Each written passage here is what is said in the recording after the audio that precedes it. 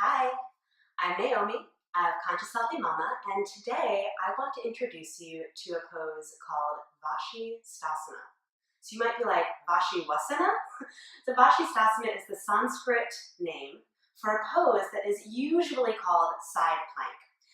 I don't like to call it side plank pose because I don't teach it coming into or out of plank pose. I teach it coming into and out of downward facing dog, but it's not really side downward facing dog either. So I tend to use the Sanskrit, but can make it a little confusing. But I sort of wanted you to know the distinction before we get into it, because if you've heard side plank before, you might be all like, oh, I totally know what that is, but I've never heard of that Vashi whatever business before. So Vasisthasana, sometimes known as side plank, is the pose that we're going to get to know today. Now, the pose that you can actually learn Vasisthasana in, the lower stakes version, comes from table pose. So come onto your hands and knees, please. Now, just like you did yesterday in table when you were prepping for Warrior 3, you can support your knees in table by folding your mat over so that your knees are a little bit more supported. And you want to come into a table like you did before, where your hands are slightly ahead of your shoulders so that they're on the diagonal and knees are a little bit behind your hips. Okay, now all you have to do to get ready for Vasisthasana is pivot. Okay, so pivot on your right knee and extend your left leg back towards the back edge of your mat. Okay, so now my right hand is on the floor at a slight angle, and my left leg is extended, and my right knee is supporting me. Now if I give my legs a good squeeze, just like in triangle pose, I can turn my chest up towards the ceiling. Now the really important piece that we haven't talked about yet is this balancing arm. So my right hand should look like downward facing dog.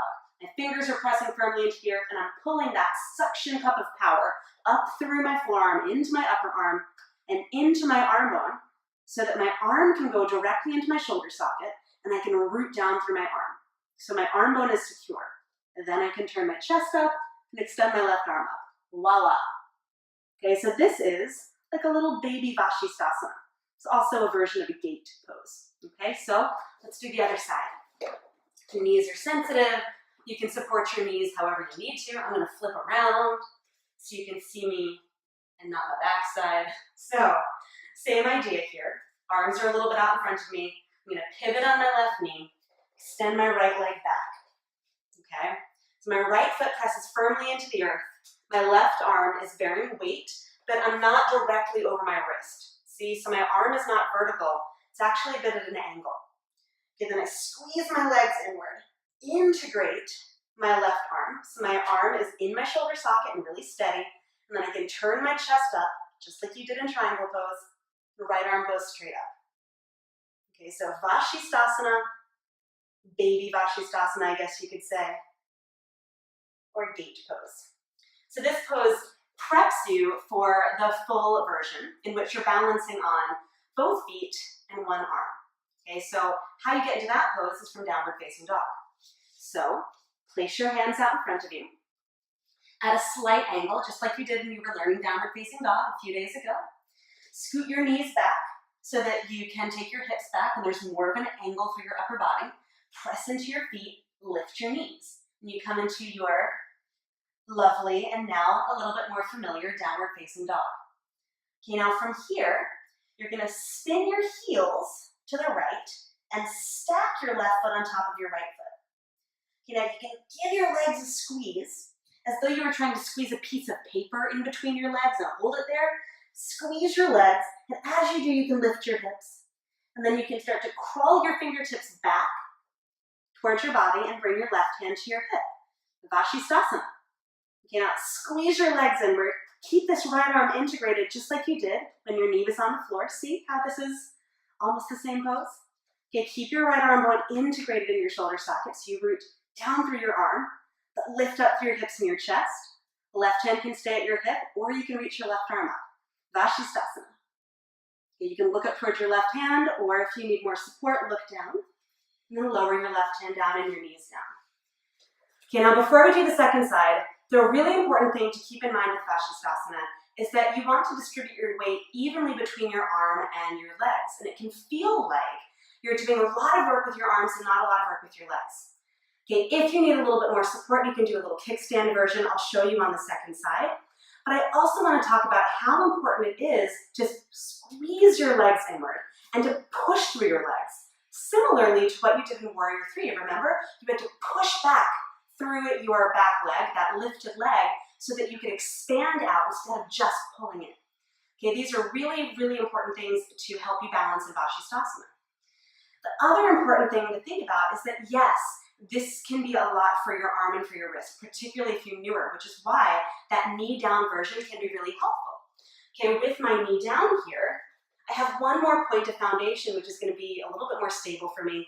It's going to make me feel a little safer, and there's a lot less weight in my left arm and my wrist than there would be here. And we'll go into this. Don't worry, I'm not just going to lift and go. Okay, but knee down is going to be a lot more supportive and stable than to have no knee down and to have your legs squeezed together.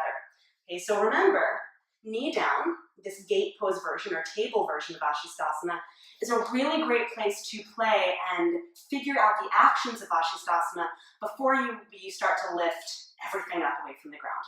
Okay, so that's sort of your kickstand version where you have a little bit more support behind you. Okay, now, second side, left side, from downward facing dog. So place your hands a little bit out in front of you so your arms are at an angle. Curl your toes under, push into your feet, lift your knees, downward facing dog. Okay, and just like you did on the first side, before you go anywhere, root through your fingers and anchor your hands. Okay, particularly through your finger pads and the circumference of your palm, so you can pull up through the suction cup of the center of your palm. Then spin your heels to the left and stack your right foot on top of your left foot. Okay, now you want to try to push through your right foot as much as you can, or your left foot as much as you can, so you're not rolling onto your ankle and dropping down. Because then I'm going to fall. This is also why we don't want to come from plank pose. See, if I come from plank, all of my weight is just going down, and I want to be up. Right? I want to be up through my hips as much as I can. Okay, so spin your heels to the left, stack your right foot on top of your left foot, start to wiggle your fingers back so you're up on your right fingertips, and pull up. Keep pulling up through your hips as you squeeze your legs together. Right knee can be at your hip, but root down through your right or through your left arm. Okay, so you're integrating your left arm but pulling up through your hips, and then maybe extend your right arm up. Okay, keep squeezing your legs, squeezing your butt, and turn your gaze up towards your right hand maybe. Okay, if you need more support, hand to your hip and look down. Okay, take one more full breath in. As you exhale, lower your hand, lower your knees, and shake that mother out. Okay, so yes, it is a lot of work for your arms, but it's actually a lot of work for your legs and a lot of work for your core.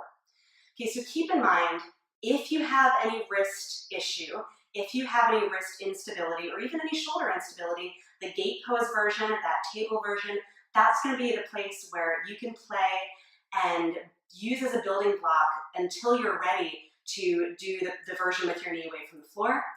Both poses are really fantastic. One isn't better than the other. One isn't even more advanced than the other. It really kind of depends on what you need. So as you get to know Vasisthasana, get to know what your own needs are in this pose so that you can do the pose in the way that best serves you right now. So hopefully, this little video has been really useful to help you get to know Vasisthasana a little bit better. I hope it's been helpful. And I hope that you have a lot of fun playing with this side body balance on your own mat today.